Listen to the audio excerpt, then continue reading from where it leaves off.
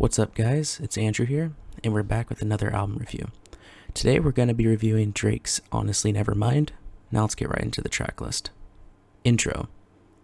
I really like the subtle saxophone in the background of this song, but other than that, not one word is spoken, and that's all this intro has to offer.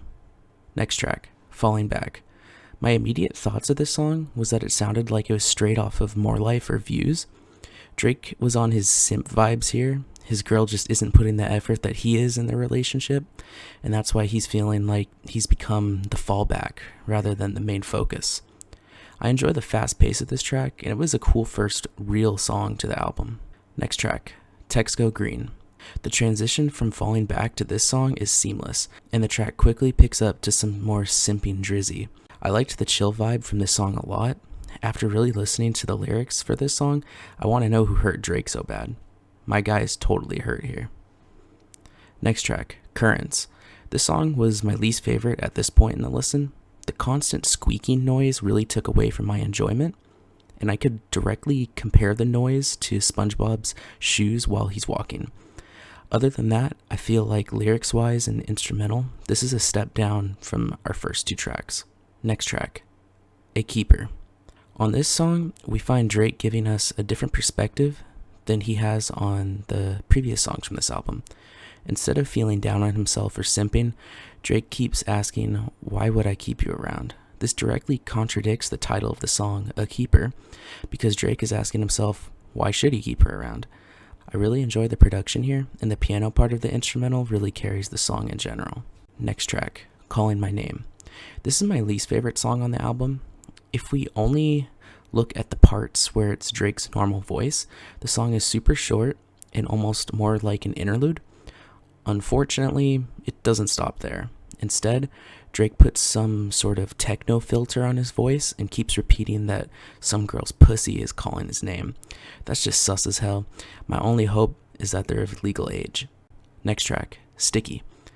I like most of this song. So far, this album has mostly been Drake singing, and this is the closest we get to a rap song at this point in the track list. I enjoyed all three of Drake's verses, but the chorus about how sticky it gets is just not hitting right for me. I don't know, it just doesn't sound normal in the tempo and context of this song to me. Next track, Massive. My first thought hearing this song start was Mario Kart. Tell me that noise doesn't sound like the Mario Kart countdown before a race starts. Anyways, this was one of my favorites off the album. The production is really cool sounding and definitely not the normal type of sound that Drake is usually known for.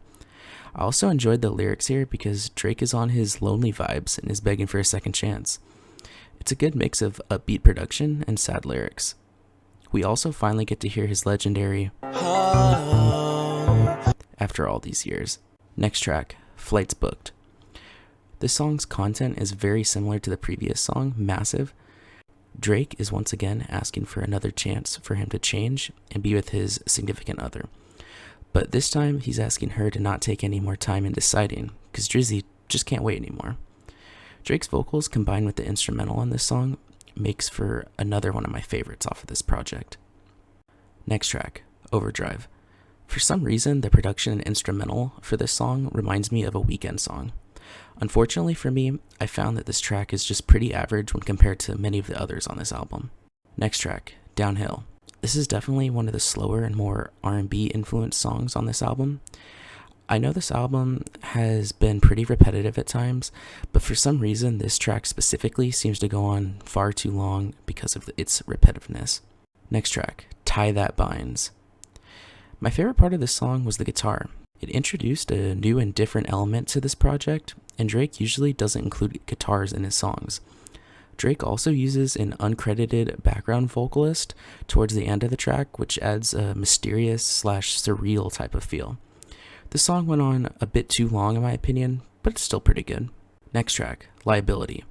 Unfortunately, I feel like this song was a total miss. At first it had a cool sound to it, with Drake distorting his vocals to create a moody, slower song, but he only kept continuing to use the same sound the entire song, and this led to a long and lethargic listen. I think this would have been a way better track if he rapped or sang his verses with his normal voice, but kept the chorus with the distorted vocals. Last track on the album, Jimmy Cooks. Now this is definitely my favorite song off of this album. Drake and 21 Savage go back and forth, giving us the only real rap song on this album. In my opinion, 21 carries hard and gives us a fire verse. I'm not sure why Drake included this song because it doesn't really fit the album at all, and I think it actually might upset people at the same time because they will be like, why did you give us this fire rap song at the end of this album instead of an album full of singing music? I feel like they'd only really be upset if they didn't like the approach that Drake used with this project. Overall, I would give this album a 7 out of 10. This was definitely not what I expected when I saw a new Drake album was coming out. For me personally though, this is not a negative thing because I liked this way more than Certified Lover Boy. My favorite aspects of this project were Drake's singing and the unique production. I also loved the down bad / simping lyrics because that's what I've always loved about Drake's music. We never get to see an artist like Drake really experiment, and it was very enjoyable to see that for me. I saw a lot of people complaining about this album online and trashing it, but I really think that it has some staying power, and years later people will come back to it and find new enjoyment out of it. I'm not saying it's going to be an 808s and Heartbreak in terms of legacy and influence, but I think that people are just hating on it way too early. In conclusion, this was a good listen. I would definitely tell anyone to give it a chance, at least before following the sheep online. Thanks for watching the video. Make sure to like, comment, and subscribe, and let me know if you guys have any ideas for videos in the future. Peace.